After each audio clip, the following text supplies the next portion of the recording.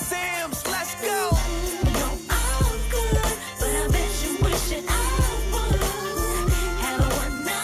Hello, everyone. It's your girl, Miracle Sims, and you're getting ready to hear a conversation about caffeine that you probably have not ever heard before. I'm getting ready to talk to Mr. Steve Frazier, so stay tuned.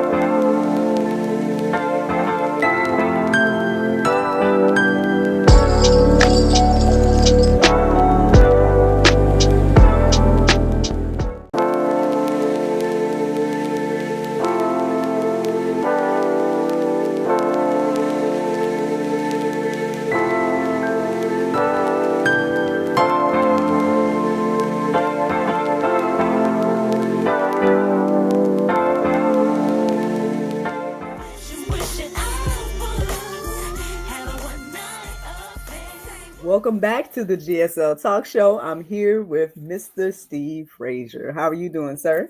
I am doing fantastic to be here with you, Miracle. Oh, well, welcome. Yes, welcome to the GSL Talk Show. Glad to have you here as well. So, can you tell us where you're from and then a little bit about yourself? Sure. I live in Wausau, Wisconsin, which is north central Wisconsin. So it's gets cold in the winter and nice in the summer, and the rest of the time kind of stinks. And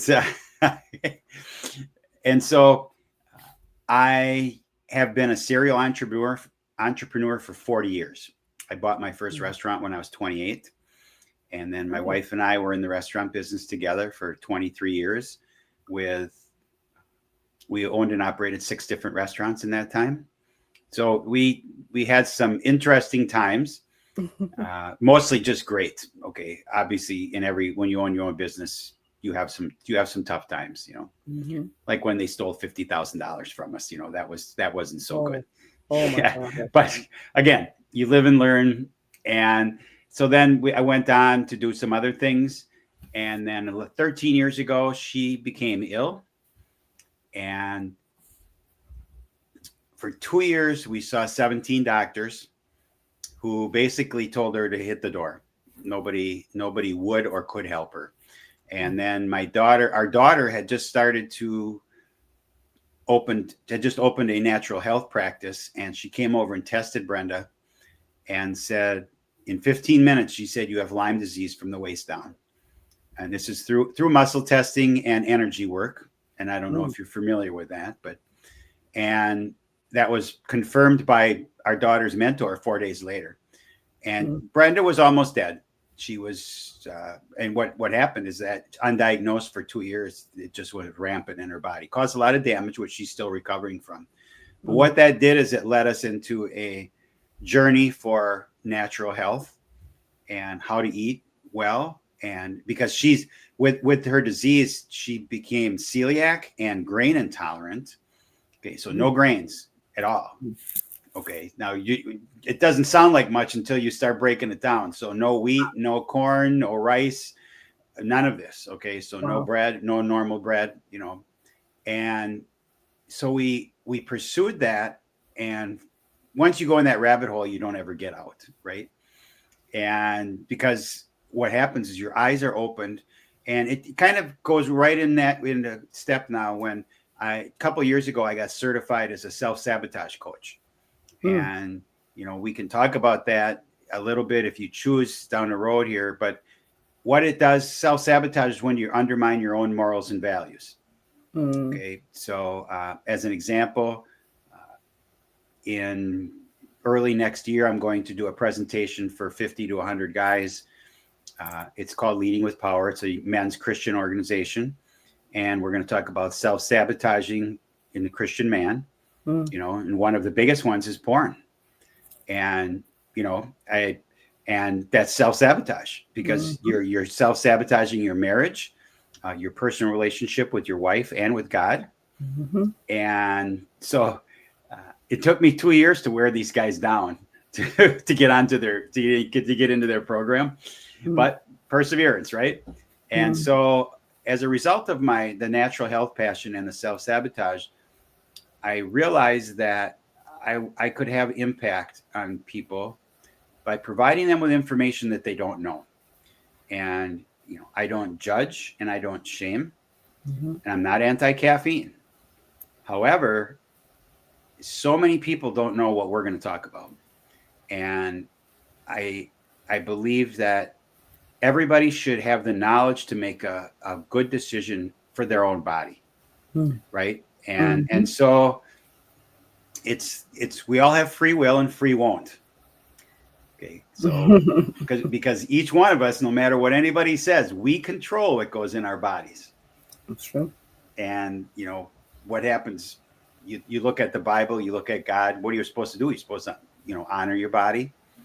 And when you hear some of this stuff what the caffeine is doing to us, you wonder if maybe that's the right route, or if that's maybe the godly route. And I'm not trying to guilt anybody here, Mm, because we all have these tools in our tool shed, our self-sabotage tool shed. mm, And so and there's a pillar in self-sabotage, the physical pillar, and caffeine is one of them. uh, some other ones, you'll be tobacco, nicotine, drugs, alcohol, prescription drugs, overeating. These are all things we do to ourselves physically to self-sabotage ourselves, to be our mm, truly healthy self. And I can say something now that I sometimes say at the end of the talk, but how many people actually know what it's like to feel healthy? Now you mm, say, well, I feel great. Well, 85% of the people in the United States drink caffeine every day. 80 of the adults. That's 2 to 300 million people just in the United States. Now, if they're drinking caffeine every day, they are not sleeping like they should. It's physically impossible because, and I'll explain this. I'll explain this to you in just a second. So when they wake up in the morning, they don't have the same energy that I have because they need caffeine because they are now in withdrawal. So mm, I'll explain the circle to you, the cycle, and I'll do this best by tell you what I do. And I'm not perfect, but this is what I do. Okay, I wake up in the morning. Uh, when I'm at home, I look out my living room window faces the east, and I watch the sun come up. Okay, mm, and what does that do? Well, it helps boost your cortisol, and your cortisol is what gives you energy in the morning and to mm, get up to start your day. It's natural and it's great. And then I then proceed to drink 20 to 24 ounces of lemon water. I put some other stuff in there, humic and fulvic acid, some lemon juice, and apple cider vinegar, and then I put some stevia in there because it's got quite a bite to it. But what does that do? It hydrates my cells because when we sleep, we become dehydrated. mm, And it's everybody. You can't help it. I mean, you're laying there for what, 7 to 9 hours, and nothing's going in, and so your body dehydrates. Well, the first thing you do then is you put lemon water. What that does is really hydrates your cells. So it's a great way to start your day. mm, Now, as my day goes on, then my cortisol goes down, and my melatonin and my adenosine increase. And adenosine what puts you to sleep at night naturally, makes you tired. It's called your circadian rhythm. Have you ever heard that? The circadian rhythm is your natural body clock. It wakes you mm, up in the morning and it puts you to sleep at night. And caffeine disrupts that. And you don't control this. So if somebody says, "Well, I drink caffeine. I drink 5 cups of coffee a day and I sleep great at night," they may think they're sleeping great and they may be going to sleep. But what caffeine does is it disrupts the stages of sleep. Okay, there's the first two stages are your entry level into sleep. The third stage is where you heal. And if your body and caffeine delays that and also shortens it.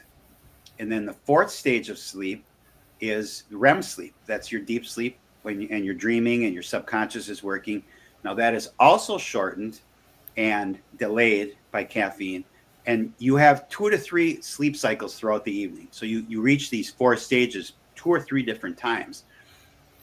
But if your deep sleep is shortened and delayed in all your cycles, when you wake up in the morning, you're tired because you didn't get a good night's sleep. And what's the natural reaction? You drink more caffeine.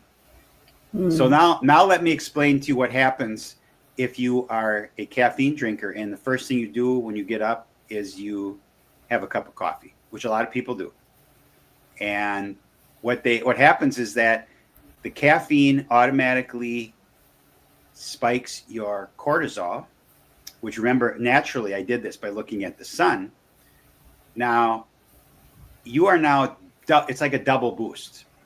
Now your body is kind of confused here because it already knows that it's supposed to be going because you just got up, but now you artificially have stimulated it. Now what also happens when you drink that caffeine first thing is that you get a great dopamine rush. Okay. And dopamine is the natural version of heroin and cocaine, uh, just really mild. Okay. But dopamine's a wonderful thing. So don't misunderstand me. It's not a drug. It's a good thing. It's a hormone thing that goes on, makes you feel good. Well, just talking about coffee gives people that drink coffee a dopamine hit. In one of my presentations, I play a commercial. First thing I do, I don't even say anything. I play a commercial, waking up to Folgers in your cup. Have you ever heard of that? I have. Yeah. Yeah. Okay. So, I mean, and so you can automatically picture it. Here's mom. She's in the kitchen and she's brewing a cup of coffee, and they've got the little aroma flames are coming up. And then she Yeah. takes 2 cups into the bedroom, and there's dad, and he's sitting on in between 2 twin beds. And as she hands him the coffee, the 2 little boys come, and they look around, and they all have a group hug. And man, your serotonin, your dopamine, you're just flying. And I told this to my daughter. I didn't even show it to her. And she looked at me and she said, I just got a dopamine hit from you talking about it. Okay. And so now there's 2 things that are going on here. One is that you have this dopamine hit just by looking at the commercial. But the second thing is, look at the little kids. And now they're young. And little kids, their subconscious mind is being programmed from when they're born to when they're 7 years old. So if they look at mom and dad regularly in the morning drinking coffee, and might have a mug that says, I don't talk to me until I drink this, or goofy little things like that. Mm-hmm. What are they learning in their subconscious mind? They are learning that coffee is the key to success of adulting. Mm-hmm. Okay. And because they're programmed. I mean, let's face it, we do what we see when we're little from our parents, from our grandparents. I mean, I have testimonials, anecdotal stories in my book that talk about people, that drank coffee with their grandma and grandpa. I had a podcast with a lady last week from Colombia, and she was born there and lived there for like the first 9 or 10 years of her life. And her bottle that she drank when she was a baby was half coffee and half milk. Oh, wow. That's a different culture, right? And again, I'm not judging them. I'm just saying, that's what they do. So, you look at the person that has that cup of coffee again first thing in the morning. You got the dopamine, you've got the cortisol, but then you also have adrenaline. And adrenaline it's produced by the adrenal gland. And when you drink coffee or caffeine, so it's not just coffee, any caffeine, you stimulate the adrenal gland, and what it does is it releases adrenaline.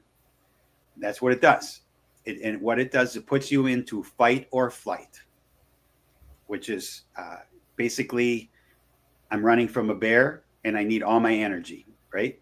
So what it does is it pops in all these things, including glucose, into your muscles, because you are fighting, right? You're fighting. You're running away, or you're going to fight. That's the adrenaline. Now this happens every time you take a sip of caffeine. This is what you can't stop this. This is a natural thing, and probably 99.9% of people that drink it have this effect, because there's always an exception, so don't misunderstand me. And so now here's an interesting thing is that when your adrenaline spikes like this and you're not fighting or flighting, running away, and that glucose goes into your vein, that's all sugar, because your body set wants to put sugar into your muscles so that it can use them. You've heard of ladies lifting up possibly a car off of a trapped child or somebody, right? And maybe you haven't heard that, but there's wild stories of people when their adrenaline is really pumped up, they do these fantastic physical things. Well, if you drink a cup of coffee and sit at your kitchen table and read the newspaper, or you drink coffee and then sit at your desk, you're not using that sugar. And so what happens then is that your pancreas will automatically pump insulin into your system. Now, this is natural. This is good, as long as it keeps working. However, you've got this up and down, right? And this, it's a cycle. And eventually, your insulin, it doesn't put in enough, and you become insulin resistant, and that can lead to type 2 diabetes. Okay, I'm not saying, again, these are things that can happen. They're documented. I mean, I have 300 references in my book. Okay, so I'm just not making this stuff up. I know this isn't my opinion. Okay, these are facts, and so and then what also happens then, the cortisol, because again you have this extra sugar, actually will create something called the cortisol belly, which no matter how good a shape you're in, if you're doing this all the time, you could possibly get a small roll around your belly, men or women, because that extra sugar has to go somewhere. And that's where cortisol is the most comfortable. It goes there and then it settles, and then you get a little belly, even though you might be in great shape and you're eating healthy. So now your cortisol is spiked, and so about 3 hours after you have that cup of coffee, you are now going to have a crash, because we're going to talk about adenosine now, because adenosine is that thing that puts you to sleep at night. Well, there's adenosine receptors in your brain, and the caffeine molecule is very similar to the adenosine molecule. So when you drink caffeine, it crosses the blood-brain barrier, and it will plug up the adenosine receptor. And remember, the adenosine what puts you to sleep at night. So if that's plugged, you're going to not get tired mentally. So as you do this, so after 3 hours, your adenosine receptor opens up. What happens? You get tired. So what do? You either take a nap or you drink some more caffeine. It's a vicious cycle. Vicious. Okay, and it can be in any form. It can be an energy drink, it can be coffee, it can be a soda. I mean, there's so much caffeine in the world that it's hard to get away from. And so you got to read labels. 4 months ago, I was drinking a Diet Dr. Pepper. I was so proud of myself. No calories, no caffeine. I looked at the can. There's caffeine in it. What? You got to be kidding me. Okay, I'm writing this book about caffeine, and I don't even know the Diet Dr. Pepper has caffeine in it. And so then I checked. I had some Diet Sundrop. That's a citrus soda that I have in my patio. Checked it. Then I went to the internet. Turns out Sundrop soda has most milligrams of caffeine of any 12-ounce soda on the market, mainstream. So more than Pepsi, Coke, Mountain Dew. It's got like 56 milligrams of caffeine in it, give or take a couple. But you understand that we have to be vigilant, because caffeine is $1 trillion a year business. Now just think about that. That's where the tea. Now, if you think about, I don't know, I'm not going to guess how old you are. I don't know how, but if you look back at big tobacco, right? I mean, I lived through that big tobacco fiasco. I mean, I was still old enough to remember when doctors recommended which cigarette to smoke. Okay, remember, and which cigarette was the best for pregnant women? Literally, and I actually have the commercials, the TV and paper ads. So, but the point is that the caffeine business is not quite double what big tobacco was in their heyday. So, I mean, there's a force here. So, caffeine is a legal psychoactive drug. It's socially accepted and it's socially promoted often because, well, let's go have a cup of coffee. Let's go to Starbucks. Let's go to Dunkin'. You got the coffee breaks. I mean, there's a reason, you know, actually, this all started back in England in the early 1800s. The water in England was so bad in Great Britain that the workers would come to the factory with workers with wine and ale and beer because it was pasteurized, so it was clean. Well, they kind of got drunk all day and their productivity is terrible. And then they discovered tea when they went to China, to the British and India, and they brought it back. And then all of a sudden their productivity went through the roof because and realized that the tea is being boiled. So all the parasites and the bacteria are gone. And so they boil it, they drink it. They're now working really hard because they're high on caffeine and they've got a lot of energy because caffeine does have an effect on you. And if you don't use it chronically, in other words, if you don't use it every day, you can kind of use it productively if you want, short term. So again, I'm not anti-caffeine. I'm pro health and pro knowledge. And if you need to stay awake for a particular reason one day, then you drink some caffeine, and it's going to do the job. Okay, like for me, I have in the past. I'm in Florida right now. We drive down here and spend 2 weeks. We work down here, and this is the first time in 34 years that I haven't drank caffeine on the way down in the car because I want to stay awake. I want to stay alert. And on Friday of last week, I drove 12 and a half hours. I was in the car and I got into the hotel and I looked at my wife in the elevator and I said, I feel so good because I wasn't crashing. Because when I drank caffeine all day, then I would crash because I'm not my adenosine receptors, but I'm still wired from the caffeine. Now that sounds like an oxymoron, but it's just so bizarre because what happens at night after you drink your last caffeine for the day is you gradually will detox. You will have a withdrawal. And that's why people often will wake up with a headache in the morning or a slight headache, but they'll have brain fog and they will have fatigue. And that's because the adenosine receptors have opened up overnight and the brain is telling the body that it's tired, but you have to get up and go to work or do whatever you want for the rest of the day. So what do? You have some caffeine, it blocks the adenosine receptors. Now, in my journey, I have been on caffeine, regularly, and I quit 11 years ago, the first time when I had a trip to the emergency room because I had heart palpitations and I thought I was having a heart attack. And what happened, I was traveling. I was 45 minutes from home. I called my wife. I said, I'm going to come home, turn around, take me to the ER. We go there. They hook me up to an EKG, and we're watching my heart jump on the EKG machine, and I can feel it. And the doctor comes in, and first thing he said to me, he says, "You're going to be okay." I said, "Well, that's good." He said, "You're not having a heart attack." I said, "What's going on?" So he showed me I'm having premature ventricular contractions, and I'm in a minority of humans that can feel these. I mean, I'm very sensitive to them. And so I said, so what caused? Because I thought I was going to die. I thought I was having a heart attack. I felt like it was jumping out of my chest. I said, so what's the cause of this? He said, well, stress. Well, everybody has stress, right? But I thought I had mine under control. And then he paused and he kind of gives me a little smile and he said, and caffeine. Because I was loading up coffee in the car because, again, I'm driving. I don't want to fall asleep. I'm tired. Because I've got a 3-hour drive. I got to work all day and then drive 3 hours home. So I'm slamming Red Bull in the middle of the afternoon on these days.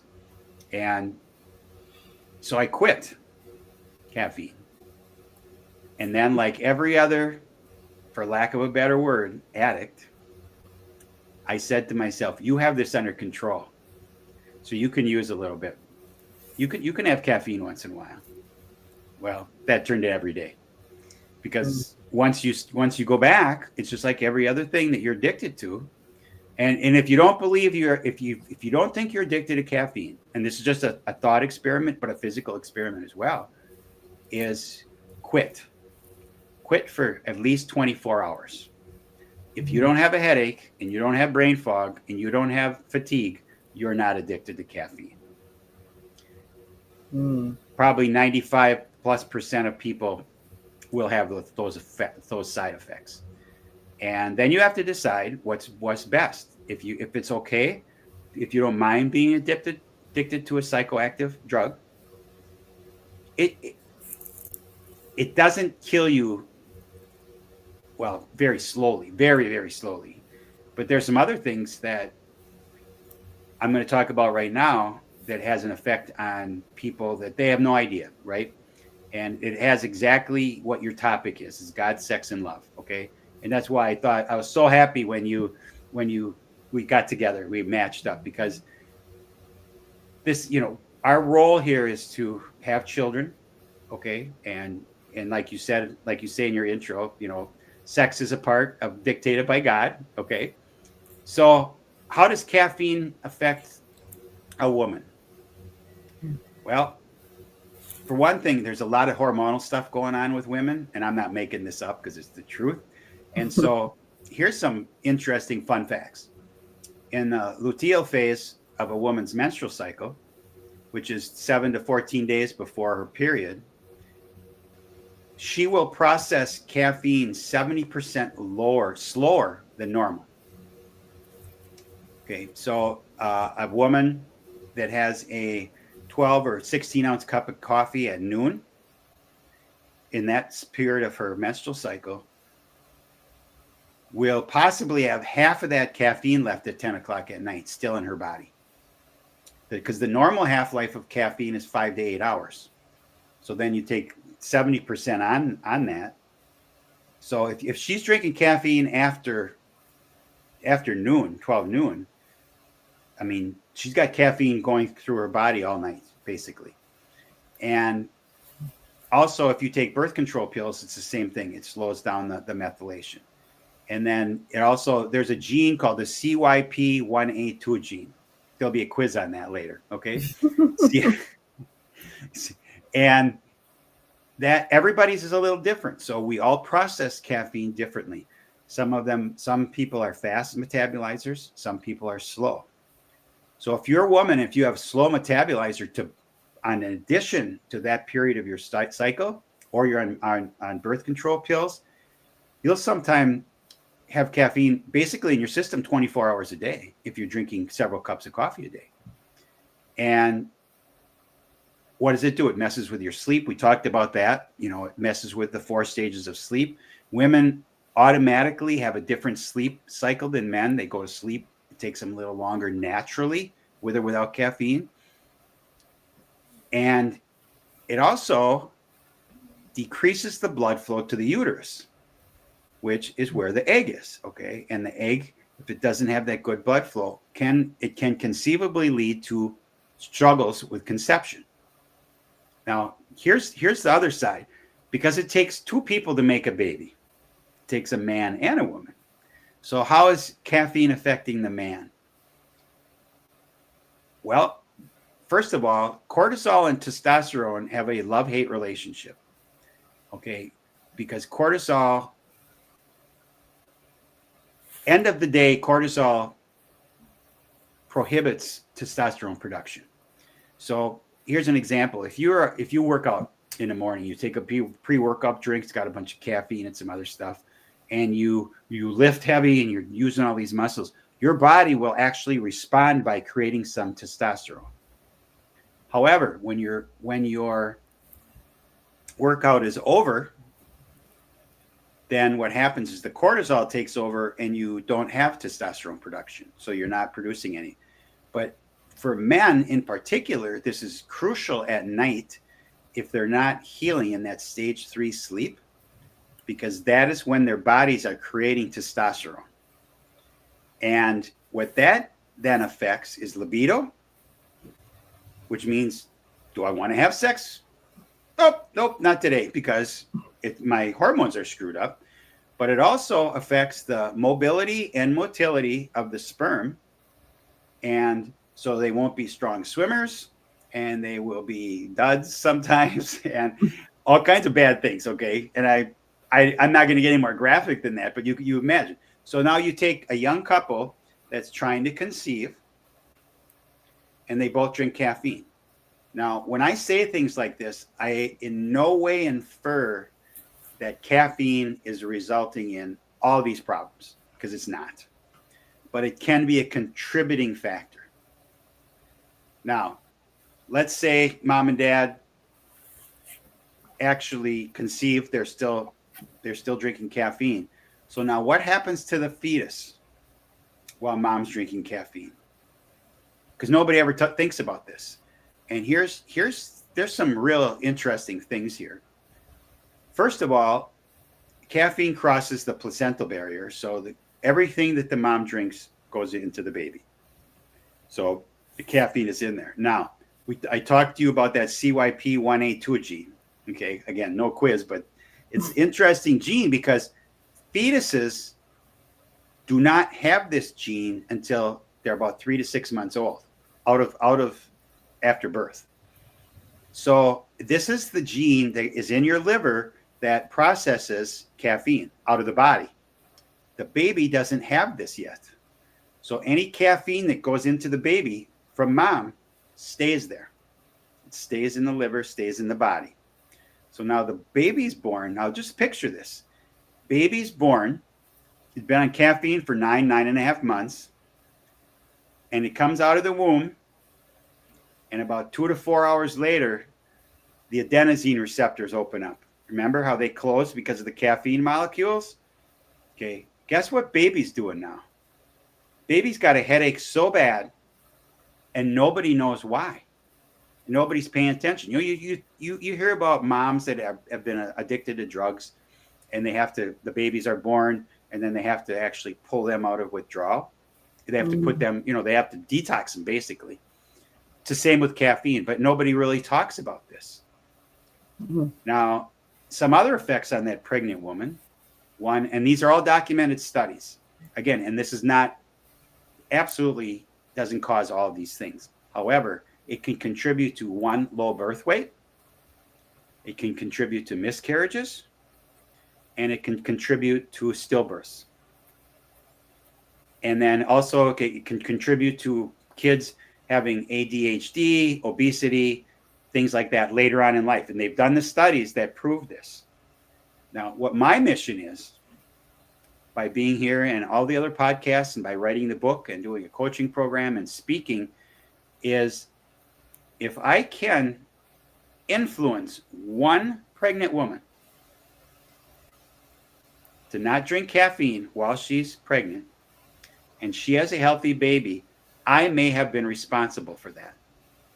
And if that happens, and this is not an arrogant thing, then I'm a rock star because I saved a life. Because I've had miscarriages in my family, immediate family. I've had a stillbirth. I went to a funeral for my niece, and they had it was 7 months old in the womb. We hadn't been born stillbirth. And they had it in the casket. Okay, this is sad. And I don't want anybody to have to go through this.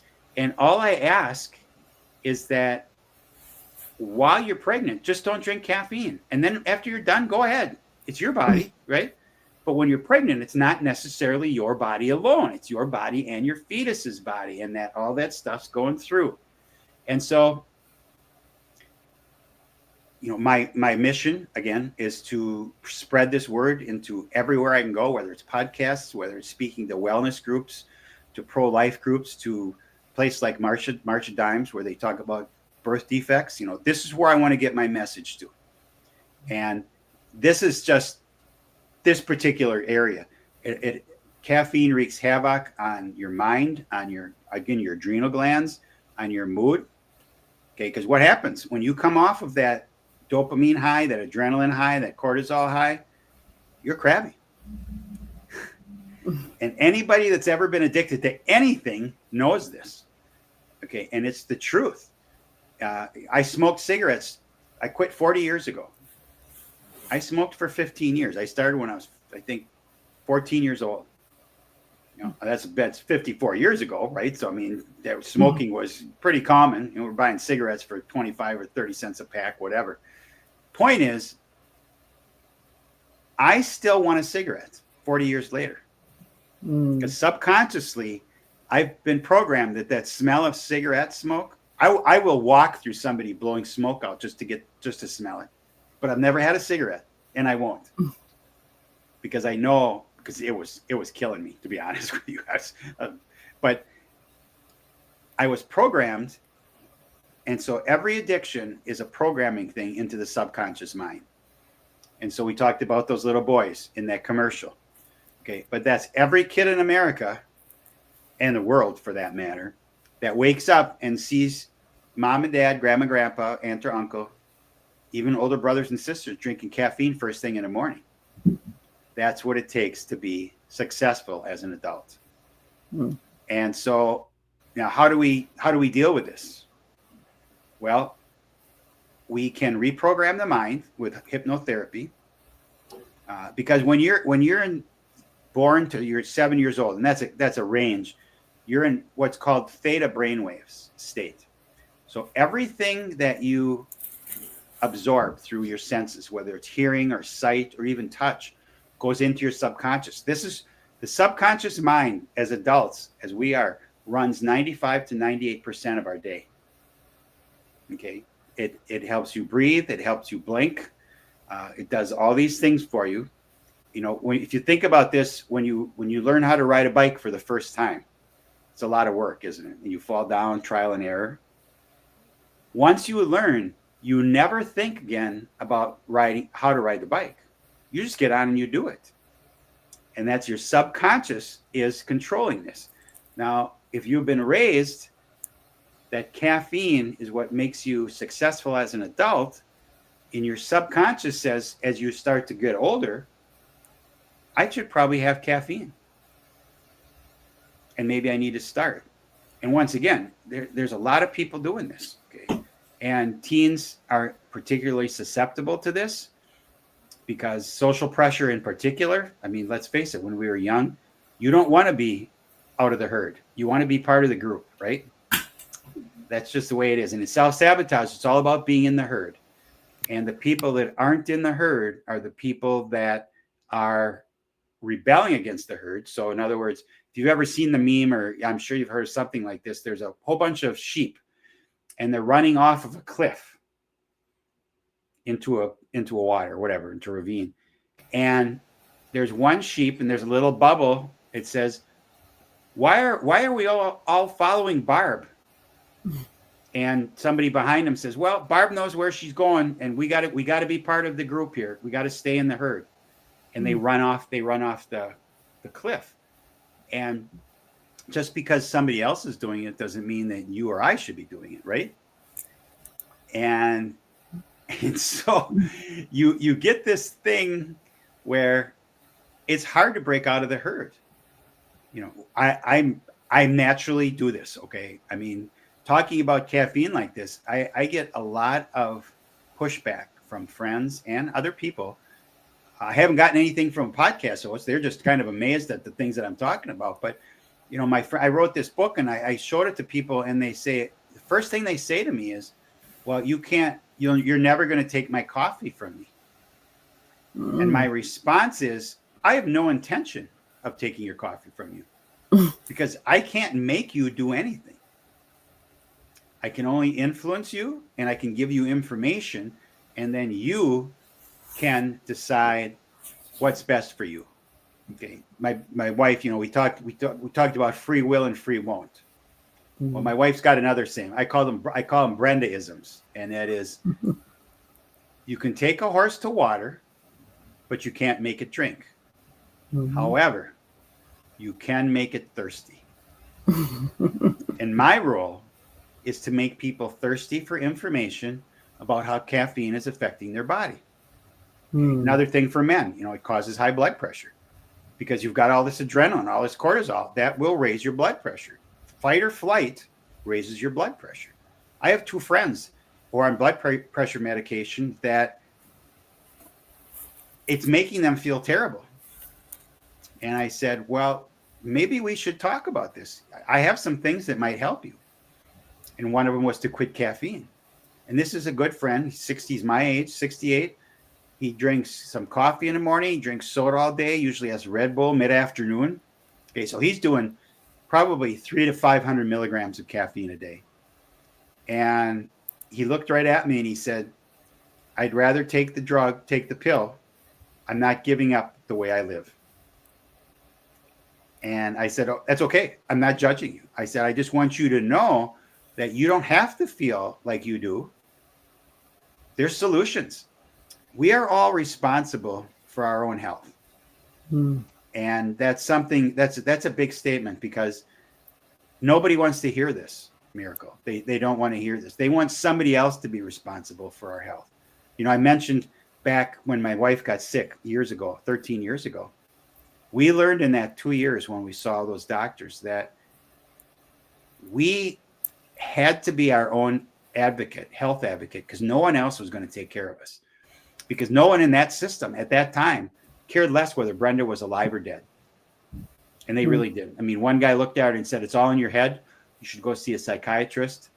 Another neurologist told her to go on the highest level of narcotics that our general MD would give her. She's only 50 years old at the time. And I looked at the doctor and I said, how does this help? She said, "Well, it will take care of the pain." I said, "But you're not healing her." "Well, we can't find anything wrong with her, so we're just going to mask the pain." So realize that when you go to professionals, any professional, you need to do your own research. You need to go, and that's when I got into this book, researching this. I'm reading Fun Fact and No and Tell after one after another about, wow, what's going on here now. What's the impact it's had on my life? Well, when I don't drink caffeine, I wake up in the morning and I have energy. I have our bodies are created to be healthy. We're in the image of God, right? We're supposed to be healthy. We're supposed to take care of them. I wake up in the morning and from 6 o'clock on, I have energy. I get so much work done in the morning. And I only am drinking lemon water, right? I'm not, no stimulants. I may not have eggs or something for breakfast, generally protein. But point is that I'm controlling this. And drinking caffeine is like having a Black American Express card, where there's no limit. And you keep using it every time you drink caffeine, but eventually you have to pay up. You're stealing energy from the future for now. Because what happens when you get into this cycle, most caffeine drinkers don't get that high anymore. They drink caffeine to reach a baseline that they can function. And that's kind of scary, because we go back to that question I asked. Who knows what it's really like to feel good? If you're pumping all kinds of toxins into your body, you aren't feeling like you should. So, do you have any questions or things you'd like me to touch on? Whew.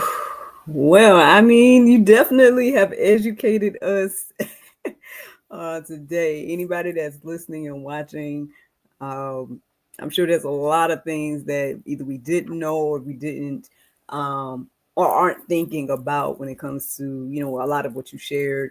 Yep. I mean, I would like you to share about your book, and Sure. I mean, obviously you've given us a little bit of taste of what it could be, but just Sure. yeah, Well, inspiration, titles, all that good stuff. the title of the book is called "Release the Coffee Cuffs."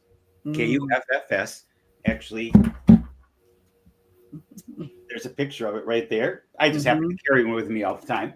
And so anyway, winning the battle with caffeine. And I was inspired to do this because I wanted to inform people. The middle 14 chapters are all with references cited, with 300 references. They're all, peer-reviewed studies. The introduction is my opinion. I introduced the book. The first chapter is anecdotal stories. And this is interesting because I originally put it in there as the last chapter as an entertainment value. Because what it is it's 20 stories of people quitting caffeine. And I changed it from last to first because I realized as I was putting it together that if you read this, you are going to find yourself somewhere in one of those stories, because it's just real, and these people are honest. And there's a couple just that are just fantastic. But there's a guy named Vince, and I got this from YouTube, and he does a, if you go to YouTube and go, I quit caffeine, Vince Del Monte comes up, and he's a professional influencer. He owns his own jet, beautiful family. Got so addicted to caffeine that he couldn't make a decision without drinking a shot of espresso. He wouldn't go to church without taking a shot of espresso. And he said, ultimately, it was destroying my business and my personal life. And he quit. Cold turkey, which I would never recommend. I would recommend taper, because cold turkey, if you're a chronic user, the headaches are going to be brutal for probably could be up to 5 to 9 days, because your body has to reset. But anyway, after 6 months, he said, I now sleep so good, like I've never in my memory. And when I wake up in the morning, I feel naturally like I have a double or triple shot espresso.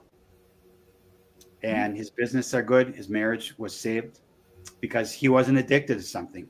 And he was obviously massively addicted. But of those 20 stories, 19 of them say right out that after they quit caffeine, they sleep better than they ever have in their memory. And one girl said she didn't think it really affected it. But it is affecting it because of that stages. But you realize that when you sleep like this, you heal. Okay. And then in the next 14 chapters, one thing that we talk about literally in every chapter is rinse and repeat, the cycle. If I start out with caffeine, I almost have to have caffeine. So I plug those adenosine receptors so I don't have that brain fog, so I don't have the fatigue, I don't have the headaches. And I have a chapter on women, I have a chapter on men, I have a chapter on teens, I have a chapter on adrenals, on mental health, on anxiety, on self-sabotage, on reprogramming your subconscious. Because if you've been programmed, you can't help it. This is what you do. And dealing with self-sabotage as I have, it is amazing what can happen. And then what can happen when someone wants you to do it. So if you see the commercial enough times, you're going to start drinking coffee. If you look at particular TV shows, there's coffee in every episode. If you remember, there was a movie called Fight Club I'm familiar with the name. Yeah. In that show, every scene had a Starbucks coffee cup in it. The guy did it specifically. So every time you watch the show, while you watch the show, you probably saw 200 Starbucks. What is that telling your subconscious is seeing this? And it says, well, if I want to be a movie star, if I want to be in Fight Club, I got to drink caffeine. And then the last chapter is my observations and conclusions. And that is basically my personal thoughts on what I just wrote about. And so it is my opinion, and it's generally just a recap, but I would encourage everyone to look at their caffeine intake, and I'm going to pass on to you. I can do it an email or Podmatch, a link to, it's called the Tools and Trackers. It's a landing page on our website, which is releasethecoffeecups.com. But this landing page will give you 7 different tools to determine really what your relationship with caffeine is. And the first one is a tracker. And now this is between you and the sheet of paper. So are you going to be honest? And so the key is, how many milligrams of caffeine did I really have today? And you do this for 3 to 7 days. And then you look at it and you say, if you're over 200, you're negatively affecting your health. And at 300, you're starting to mess with your fertility and these other things. And that's not very much caffeine. I mean, you get some of these energy drinks, there's 200 in just one energy drink. But a normal cup of coffee is about 100 milligrams, give or take. And again, these are generalities, depends on how it's strong, and how big your cup is. Because you realize the old coffee cups used to be 8 ounces, and then they went to 10, then to 12, now 16. You can hardly buy a coffee now for under 16 ounces. Well, that's double the regular cup you had 20 years ago. So what happens? You get more. Well, I only had one cup of coffee. Yeah, well, it was 16 ounces or 20 ounces. And so you look at all this and you say, wow, they're working against us, right? I mean, and here's another fun fact to know and tell. I drink decaf coffee. Okay. Now, regular decaf coffee still has 10 to 15% caffeine in it. So if you're highly sensitive, you want to be careful because decaf will still mess with you. I drink something called Swiss water process. Okay. Mm. It takes out over 99% of the caffeine, and it's organic, is what I drink. So it doesn't have a lot of pesticides or herbicides in it. And that's my cheat. Okay. There's still some things in there that might not be good for me, but most of the bad stuff's gone in the caffeine for all practical purposes. My body can process that 1% if that's what's still left. It's processed. But you have one of the keys if you're thinking about quitting is what are you going to replace it with?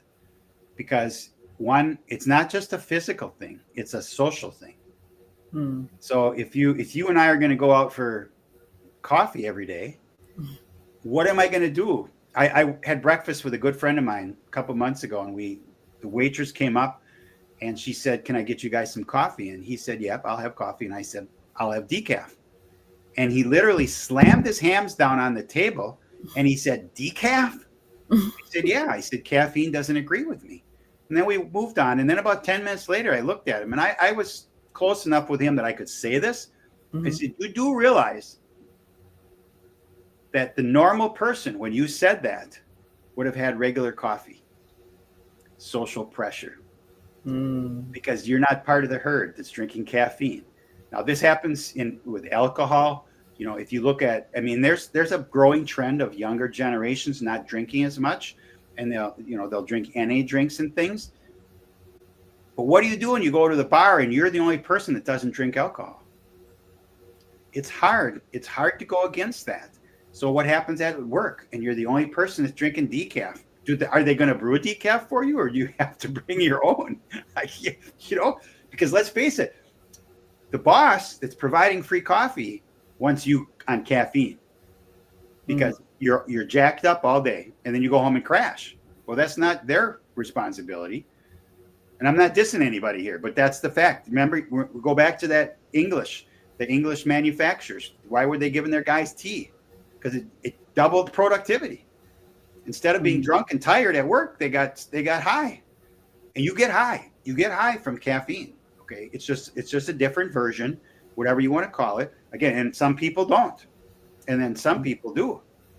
Now, where I am right now in my relationship with caffeine, if I have a can of soda, I can feel it. I can feel it because I can feel the dopamine. I can feel the adrenaline because I'm very sensitive. Now, if I would drink it like when I used to drink it on my way to drive to Florida, I would get into the hotel at night and I would sometimes lay in bed for 1 to 3 hours wide awake because I'm wired but not tired. I'm Mm. wired and tired, actually. I said that Mm. wrong. Wired and tired. But your brain still says, "Oh, you're not tired because your adenosine receptors are closed." Your body's saying, "Buddy, you just drove for 12 hours, man. You're exhausted. You can't do this anymore." So you have mixed signals here in your body, from your body to your brain, your adrenal glands, your adenosine receptors. And so, there's a real interesting YouTube video on a lady as a news reporter in one of the big cities, and she had an MRI, and it showed all of her brain was really good. And then she drank a 8-ounce cup of coffee, and then 20 minutes later she went and had another MRI, and half of the blood flow to her brain had was limited because Mm. the caffeine is blocking that. It crosses the blood brain barrier. So in other words, Mm. after she had that caffeine, she felt really good because the adrenaline, the adenosine blockage, the cortisol, dopamine, but she actually didn't have more brain activity. And there's been a lot of studies with students. And I did a podcast with a girl last week, a college senior. And as we were chatting, she was extremely honest. She said, I don't know anybody that doesn't drink caffeine. She's a college senior. Mm. She didn't know one person that doesn't drink caffeine. And there's a number of studies, which again I have in my book, that talk about the fact is that heavy caffeine users, students, generally got lower grades than non-caffeine drinkers. It's because they get that tiny hit. Okay. So you get high and you get all hyperactive and boy, you get a lot of work done, right? But as soon as that goes away, if you don't immediately replace it with more caffeine, you now are going to have brain fog and you're going to have fatigue, Mm. possibly a headache. Now, in the long run, what that does is that's not conducive to a good study habit. Okay. And that's just one of the things that came out in some of these studies. But people say, "Well, I can't do this without." Well, it's like this Vince guy. I can't do anything without having caffeine. Your body is a glorious thing, and it was created to do all these things. And what we've done, and our society has done, is we have decided that we're going to put all kinds of garbage into the food, and you're not going to feel good. So, as an example, when Brenda got sick, we learned that she couldn't eat any processed food. Now, you realize that means I can't really shop at the grocery store because, our rule is that if it has more than 5 ingredients or you can't pronounce one of the ingredients, you don't buy it. Well, if you now that I planted this in, people will be looking when they go grocery shopping. It is unbelievable. I mean, you'll find packages you've been eating all your life, and there's 20 ingredients in there, and you can't pronounce 75% of them. Well, if you can't pronounce them, they don't want you to know what they are, because there's a regular name for most of these. MSG would be one. They've named it 10 different things. That's just an example. Even sugar, they'll call sugar different things because people are trying to maybe stay away from sugar. So it goes back to that thing that we are advocates for our own health. My role is to inform people. And I did that through the book, Release the Coffee Cuffs. I do that through doing this with you and with dozens of other podcasts. And hopefully I can speak at wellness conferences and with these other groups. And I'm working on that.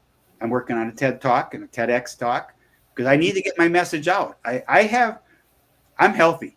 Okay. I'm very healthy. For 68, no meds. I lost 50 pounds in the last 11 years. So I could use to lose some more. But what it does is when you lose that much weight, it's amazing how good your knees feel and your feet feel because you're on them all the time, right? I mean, you're not carrying around that extra 50 pounds. You start carrying around 50 pounds for a while, you get tired. I look back and I'm thinking, how did I ever walk a mile, right? But I did, because our bodies are really incredible creations. But because of I am where I am, I want to do this for 15 or 20 years. And can you imagine the impact that I can have on the world? How many babies could I possibly save? How many moms could I take away the heartbreak of a miscarriage, right? And again, caffeine doesn't cause all low birth weight, all miscarriages, and all stillbirths. In fact, maybe only a small percentage, maybe only 2%. Tell you what, and I'm not putting you on a spot here. Just put yourself in that position of you're the one person out of 1,000 where your baby passes away and you were drinking caffeine. Okay. And I was on a 25 years ago, they put me on an antibiotic and my knee swelled up the size of a volleyball. And the antibiotic was for a bacteria, right? My knee swelled up. I got prednisone, a steroid. They swell it down. A year later, I just randomly listened to the radio, and there's a class action suit against this manufacturer of this antibiotic and then I talked to my doctor about it, and it never got taken off the market. But that was one of the side effects. Now realize I was one of the guys that got the side effect, and I couldn't put my normal pair of pants on. My knee was so big. Now, the point of that is that when they talk about exceptions in all these things, medications, caffeine, alcohol, nicotine, whatever, if you're the exception, it's important to you, right? And so, when we talk, I have at least two grandchildren that didn't make it. I know Mm-hmm. my daughter and my daughter-in-law both had miscarriages. Now, I'm not saying it was caffeine, but they did. Mm-hmm. I know about loss, about that. I would have 10 grandchildren now instead of 8. I would Mm. like a dozen. Okay. So I would like more. I'm not going to have any more. That's not my call, but you know, I don't control that. So you think about all these things and the impacts that we have on our own lives. We have to be advocates for our own health. And that's why I'm here is I want people to advocate. And what I talked about has a lot to do with your topic because it definitely affects sex and love because what happens when you can't conceive? You Mm-hmm. have friction. Okay. People break up. It destroys marriages, destroys relationships. Just that little thing. And it's the truth. Nobody Mm-hmm. talks about this miracle. They don't talk about this because, how many men talk about women's menstrual cycles? in your memory, how many men have you heard talk about this other than me? Right? Right. Right. Maybe if you have a male OBGYN, he's talking to you. Okay. And maybe not. Who knows? I mean, I don't know because I Right. haven't been in there. But again, we talk about this, and I had a lady the other day, and one of her podcast hosts, one of her closing questions was, so what kind of advice would you give to dads or husbands so that they could learn a little bit about this?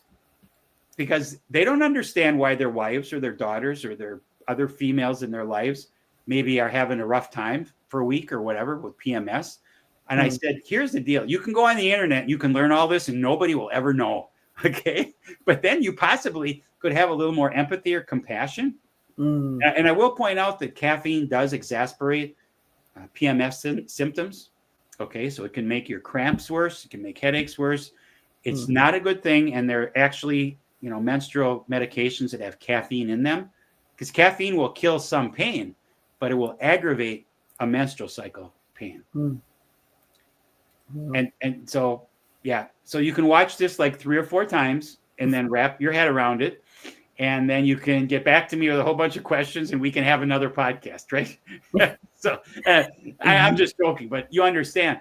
I gave you Yeah. a lot of information, and what I gave you is probably only 10% of, maybe not even 10% of what's in the book, Mm. because there's a lot more scientific stuff, but it's all personal. It's written with a slight sense of humor, because if you don't have any humor in your life gets old really fast. Mhm. Yeah.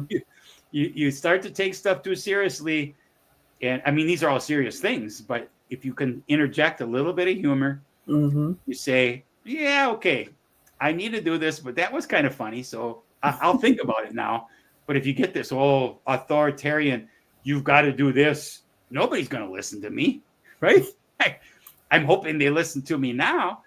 But Right. again, I'm not judging them. I mean, I have friends, good friends. In fact, most of my friends are heavy caffeine users, and they've accepted the fact of what I'm doing is not to judge them or to shame them, but to inform them. I Mm. did have a friend 2 weeks ago. I had a sample copy of the book. He started reading it Friday night with a group of people. There were 14 people in the room. He just went and sat in a chair.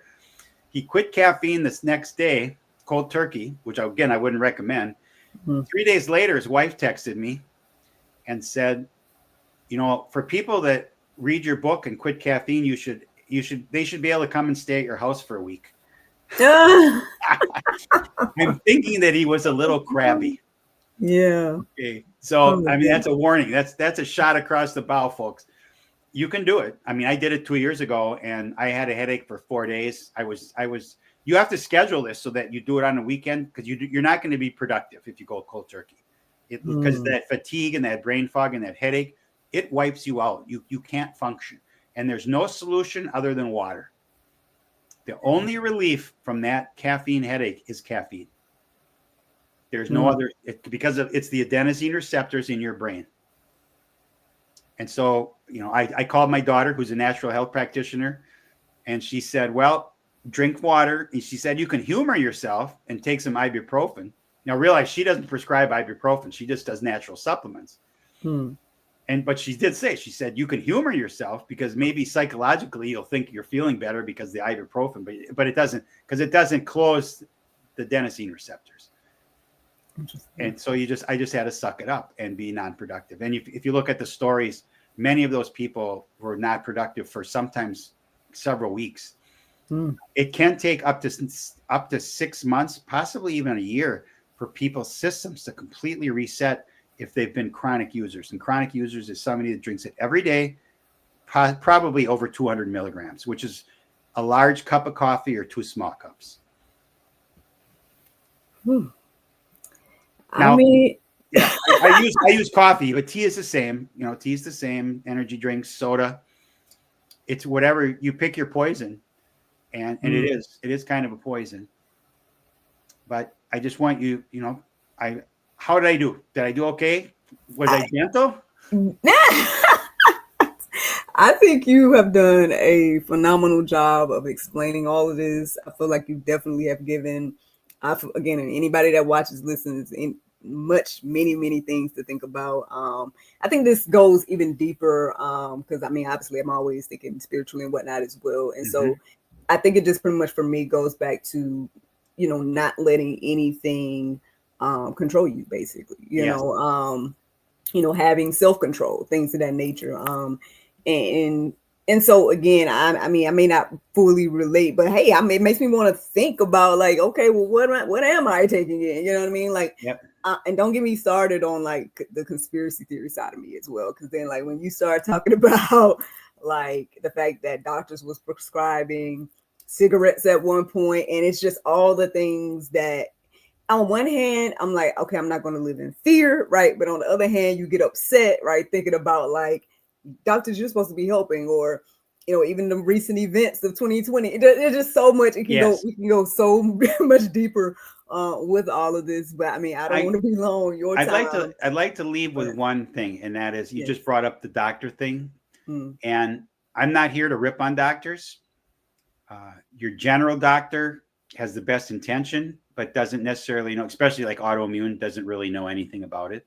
mm, Doctors are great for broken bones and heart attacks, mm-hmm. but there's something called cognitive dissonance. Are you familiar Right. with that term? I That, am. yeah, that's when what you believe and what other people believe are different, and you don't believe that they're right.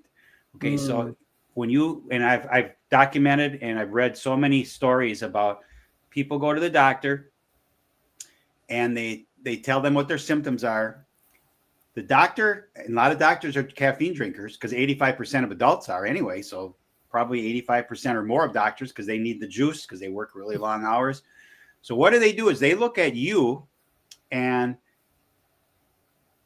they don't even ask you how much caffeine you drink, even though your symptoms might dictate that you are drinking a lot of caffeine, whether it's headaches, whether it's menstrual pains, whatever, high blood pressure. Because they drink caffeine, they don't believe that caffeine can have any negative effect on you. mm, And that's cognitive dissonance, right? mm, And that's the truth. And we are all guilty of this at some point, because in order to get away from cognitive dissonance, you have to be humble. You have to express humility. And in one of my presentations, I use actually a picture of Jesus Christ washing the disciples' feet. mm, If you remember that scene, he mm-hmm. washes their feet, and in that era, that was the most humble or humiliating job you could have in their society, was Mm, washing, and he did that. And what is that? That's a sign of humility. So when we mm-hmm. can be humble, we can acknowledge that we may not be right. Because everything I talk about, I mean, I talk about a lot of things that are just facts, okay? And objective facts are hard to argue with. That Mm-hmm. you can argue about them, but it's hard because if the facts are on your side, there's nothing really to argue about. But then you get in subjective facts, then that's a whole nother story. Opinions, and in the real world, opinions don't really matter. Okay. I mean, if you're friends and you're Mm-hmm. having a conversation, then if you want to hear their opinion, that's great. Yeah. But in the grant, like my wife is a PhD doctor. Okay. She's a Mm, college professor. I did all of her papers. I proofed all of her papers. And they told her that until she got her PhD, her opinion didn't matter. Wow. And that's how they operate. It's academia, okay? But so what did I do? I decided not to get a PhD because I didn't want to go through that. So I wrote a book to become a subject matter expert. So if you ask me questions about caffeine, I generally am going to have the answer. Okay. Well, it And sounds like it for sure. You have definitely done your due diligence. thank you. I appreciate that. Yes, sir. Yes, sir. I mean, well, God bless you, for you and your mission and, everything you shared. I know some people may be having an issue with it or whatever. Right. All I say is just pray, right? And let the Yep. Lord lead you and guide you on That's right. how to handle what you just heard, Yes. if it's going to help you, great. If not, like they say, chew up the meat, spit out You the just move bones. on, If you don't right? feel like, we Yep. all still have free will. That's right. And free won't. And free won't. Yeah. Exactly. Yeah, exactly. Wow. I'm Remind us glad you again. brought that up. Thank you. Yeah, no problem. No problem. Like I said, I mean, again, I definitely I appreciate and no again, I don't know how old you are, you know what I'm saying? I might be older than you, you know what I'm saying? I'm 68. I'm 68. I'm 39, so Okay. I'm joking. I got you by a couple. But I was gonna say that I really do appreciate and I think it just always fits for me. And I know this is my time to say what I usually say. I know. But every time I talk to someone, it's so interesting to me, like how it happens, like where it fits something that just happened in my life. And so yesterday, I listened to the sermon at church, and they were talking about basically the older generations, not feeling as if you need to be silenced as you get older, or whatever the case may be. It's like no, speak louder, no, have influence, all the things that you are actively I would say doing right now. You could be just retired, you know what I'm saying? You could be just like lounging, you said you're in Florida, y'all could just be on the beach right now and stuff. Right. But here you are sharing wisdom and knowledge for the next generation. So you're right, like, you could be saving your life right now, you know what I mean? Whether it's the baby, the mom, the dad. You talked a little bit about libido and stuff like that, and obviously, that's a big thing here on GSL, like Yes. Right. issues in marriages and stuff like that. Yep. Whether it's procreation or just having the sex at all, you know what I mean? So it's all of this could go much deeper. And so but I know you can come back and share more and things, but Sure. I think letting the people process what they've already heard will be good. And then like I said, you're definitely always welcome to come on back and educate us more, because I think it's such a good thing for you and like I said, elders, people that have been here, you know what I mean? You've done your research, your studies, things like that. We wouldn't have known this stuff if you didn't come and share with us today. So I really do appreciate you coming in and sharing My pleasure. due diligence that you've done to be able to share as much as you did. So remind us again about your book, where can we get it? I know you told us the website earlier as well, but feel free to share that as well. ReleaseTheCoffeeCuffs.com. It's available there. It's also available on every major platform: Amazon, Kindle, Barnes & Noble, Nook, everywhere in the world. You can buy this book anywhere in the world. I don't have an Audible version yet. I have to do that, and that's going to take me a couple months because I have to sit down and read the book into a microphone. Okay, and that's going to take some time. But it's the book is called Release the Coffee Cuffs, and Winning the Battle with Caffeine. You can see it's got a picture of coffee cup handcuffs and the broken cup, and it's a visual. It tells you, if you're a coffee drinker, it gives you a dopamine hit when you see the flavor thing coming out. But that's just part of the deal, right? Yeah. I'm messing with people a little bit when I put that picture on there, because I know what this does to the mind. I know the subconscious mind, but in the same picture, it shows the crap cup and the handcuffs, which subconsciously says, whoa, man, maybe there's an addiction thing going on here, and I did an addiction podcast last week, and it's interesting because, the host was a drug addict. And as we talked, the stories are similar. I mean, there's actually a Caffeine Anonymous on the internet where you can go in, just like AA. And the question, my daughter and I did a podcast together months ago, and we were talking about this, and she said, and this is a hypothetical question, maybe you have an answer: does anybody graduate from AA? You don't, right? Generally speaking, you don't really graduate because it's a perpetual thing. Because for many people, alcohol and drugs and caffeine is a perpetual challenge. Like for me, the nicotine, I got off of it and I never went back. But I mean, particularly for drugs and alcohol, people, they struggle with this from when they quit. And it's part of it's their nature, it's their genes, it's their addictive nature. But you don't graduate. You keep going back. You keep getting more support. We offer that in our coaching program on our website. We offer support for people if they want to have somebody on the outside help them. Because everybody doesn't have a strong family unit or maybe a strong friend that would help them through quitting an addiction. Because let's face it, I mean, we all have known someone that's quit something, right? And sometimes it's manageable and sometimes it's been really ugly. Right. And what do? Well, we pray a lot, and we pray that God and the Holy Spirit will guide us to help them. But once again, we can help them, but we can't quit for them. That's true. They have to quit for themselves. Mm-hmm. And you think about quitting for having a baby or quitting for improving your health. One of the reasons I am healthy and I'm taking care of myself is that I want to be able to take care of my wife for the next 20 years because she needs my help. She's still ill. So I need to be healthy, Miracle. Okay. And I am. And if I continue to be healthy, that's one of the reasons, I don't look at that. That's a gratitude thing. And if you look at serving as a gratitude, it changes the whole perspective on what you're doing. So instead of looking at taking care of my wife as a chore, I look at it as a privilege. Wow. I'm privileged to be able to bless her with my service through God.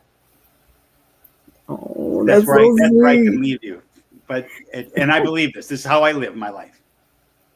That's amazing. And that is definitely very beautiful. You definitely got to come back, right, and share with us all about marriage and all the good things. That'd be great. I would love to. What got you to that mindset? The men folk need to know.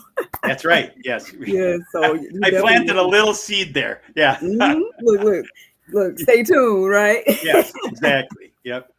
Great. Well, I appreciate you and your time. Thank you so much for visiting us My today. pleasure.